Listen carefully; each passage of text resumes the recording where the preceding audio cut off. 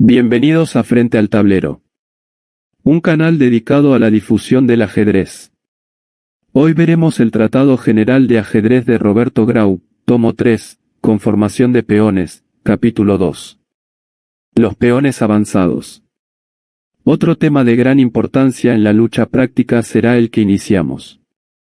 Tema poco estudiado por los teóricos, que prefieren navegar en el seguro mar de la estrategia de los planteos, o en el indiscutible de la técnica de los planteos, donde la verdad es tan fácil de desentrañar, tiene gran oportunidad en nuestro medio, ya que mostrará las debilidades que surgen de los ataques usuales por medio del avance del peón a E5 o E4, desalojando el caballo de F6 o F3. Sistema de juego del que gusta la mayoría de los aficionados, necesita de una meditación muy larga para iniciarlo. La transitoria ventaja en espacio que esto produce no logra casi nunca compensar las dificultades que el jugador debe vencer en los finales por causa del andariego y casi siempre débil peón avanzado. La debilidad de todo avance de peón. En más de una oportunidad hemos dicho que todo peón avanzado es un germen de debilidad. Sutilizando un poco, se puede probar matemáticamente que la jugada inicial E4, por ejemplo, tiene ventajas, pero también desventajas teóricas serias. Como estas son menores que las posibilidades que brinda, puede considerársela excelente. Es decir, que en ajedrez todas las jugadas tienen su pro y su contra y que, en los planteos, los avances de los peones abundan en defectos técnicos. El avance de un peón deja débiles las casillas laterales al mismo. Por ejemplo, se juega E4, y el rival, tarde o temprano, tendrá posibilidades serias en mérito a la debilidad de los cuadros D4 y F4, que el peón rival, al avanzar a E4, ha dejado sin uno de sus sostenes posibles. Esta idea rige casi toda la estrategia de los planteos en las aperturas del peón rey. En el peón dama, cuando se juega D4 se dejan un poco débiles los cuadros E4 y C4.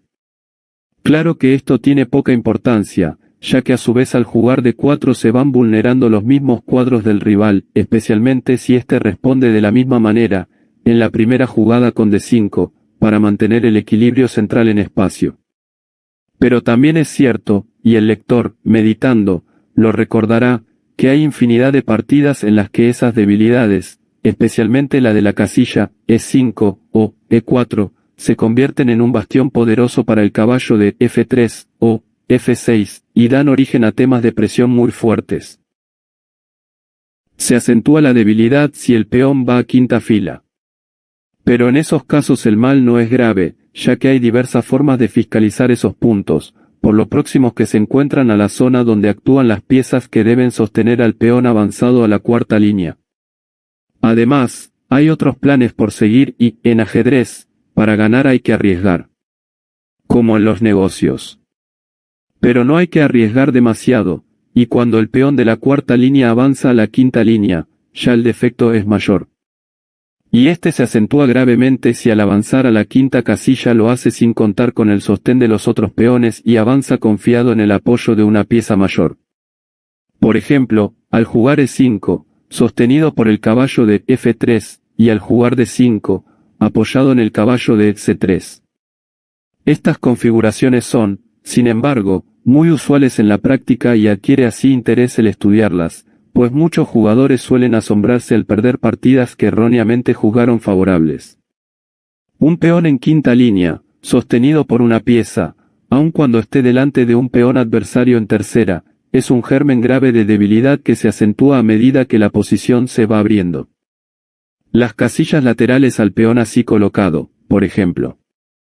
Si E5, las de D5 y F5, o si D5, las de E5 y C5, son magníficas para que el rival sitúe piezas, y la obligación de sostener el peón crea la parálisis en las fuerzas que lo apoyan. Este es el tema que consideraremos y cuya aplicación práctica es muy grande. No se trata de un capítulo estratégicamente fundamental del curso que estamos desarrollando, pero sí de un tema de valor práctico primordial, pues situaciones de este tipo se originan en un alto porcentaje de las partidas que a diario se disputan. ¿Cómo se provoca esa debilidad? No son ya tan abundantes entre los maestros, pues estos suelen eludir esas posiciones, ya que conocen perfectamente sus riesgos. Pero entre los jugadores de menos cartel y en alguna que otra oportunidad aún entre maestros de gran prestigio, suelen originarse situaciones de ese tipo. Veamos en primer término el ejemplo de la partida que jugaron en el torneo de Carlsbad de 1929 los maestros Yates y Thomas. Fue así.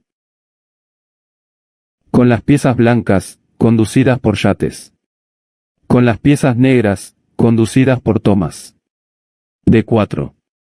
Caballo F6. C4. E6. Caballo F3. D5. Caballo C3. Alfil E7. Alfil G5. Caballo B D7. E3. Enroque. Torre C1. Torre E8. Alfil D3. D por C4. Alfil por C4. C5. Enroque. A6. A4. C por D4. Caballo por D4. Dama A5. Alfil H4. Caballo B6. Alfil D3. Alfil D7. Dama F3. Dama H5. Dama por H5. Caballo por H5. Alfil por E7. Torre por E7. A5. Caballo A4. Caballo por A4. Alfil por A4. Torre C4. Alfil E8. Torre B4. Caballo F6. Torre C1. G6. Alfil E2. Rey G7. Alfil F3. La partida nos interesa a partir de esta posición. Las blancas están mejor, pero no es fácil concretar la leve ventaja posicional. Solo existe un punto realmente vulnerable, que es el peón B7. Al atacarlo, Yates sabe que ha de fracasar su tentativa y que aparentemente perderá dos tiempos, pero también sabe que para lograr eso su rival deberá colocar el peón en E4, sin apoyo adecuado de otro peón, y que esto es mucho más grave para Thomas que la presión sobre el punto B7. Las negras continuaron con E5. Caballo B3. E4. Alfil E2. Caballo D5. El engranaje de debilidades se establece ahora. Para salvar la situación del peón B7, se debió avanzar el peón a E4, y ahora el caballo negro no tiene un buen punto de apoyo, como sucedía cuando el peón estaba en E6. En cambio, el blanco dispone del punto fuerte de D4, que el avance del peón E dejó sin fiscalización. Las blancas siguieron con torre D4. Alfil C6. Caballo C5. Amenaza caballo por A6, buena jugada. Las negras continuaron con caballo C7. H3. Caballo E6. Caballo por E6, jaque. Torre por E6. Las negras han logrado cambiar los caballos y atenuar así la presión sobre el peón E4, pero han quedado con la peor pieza menor de que podrían disponer, que es el alfil entorpecido en su marcha por el peón rígido de E4. El blanco continuó con torre C5. Torre a E8. B4. Torre 8 E7. Torre C1. Las blancas pierden algunos tiempos, pero la posición ventajosa da para todo. Las negras continuaron con rey F6. Un error que malogra el ejemplo. Esto es un error que facilita la victoria blanca. El plan mejor sería F5, sosteniendo el peón, pero las blancas siempre tendrían las mejores perspectivas, luego de rey F1, para seguir en su momento con rey E2, y rey D2, por la fiscalización de las dos columnas abiertas y la más fuerte acción del alfil. No se podría seguir con torre D7, por la réplica de torre por C6. Las blancas continuaron con alfil C4. Torre E5. Alfil por A6. Torre D5. Torre por D5. Alfil por D5. Alfil E2. Rey E5. Rey F1. F5. Torre C5. Rey D6. Rey E1. G5. Alfil C4. Con un peón más y los peones del ala rey negros vulnerables, las blancas llegan al final y simplifican la lucha. El alfil negro, inferior como valor agresivo, es eficaz como elemento defensivo porque domina la casilla A8, donde podrá coronarse un peón blanco. El negro consiguió con alfil por C4. Torre por C4. F4. Rey E2. Torre E5. E por F4. G por F4. G3. Este sistema de agresión lateral a los peones que están en una misma línea es el medio seguro para quitarles fuerza. Ahora el negro debe deshacer su fuerte conformación y el rey blanco tendrá brechas para agredir a los peones. Las negras continuaron con F por G3. F por G3. E3. Y el peón de E4 ha debido avanzar a E3, colocándose a merced del rey blanco, que lo capturará apenas la torre negra quiera representar un papel más airoso que el actual. Las blancas continuaron con Torre G4. Torre E7. Torre G5. Torre E4. Torre H5. Torre por B4. Torre por H7. Torre B3.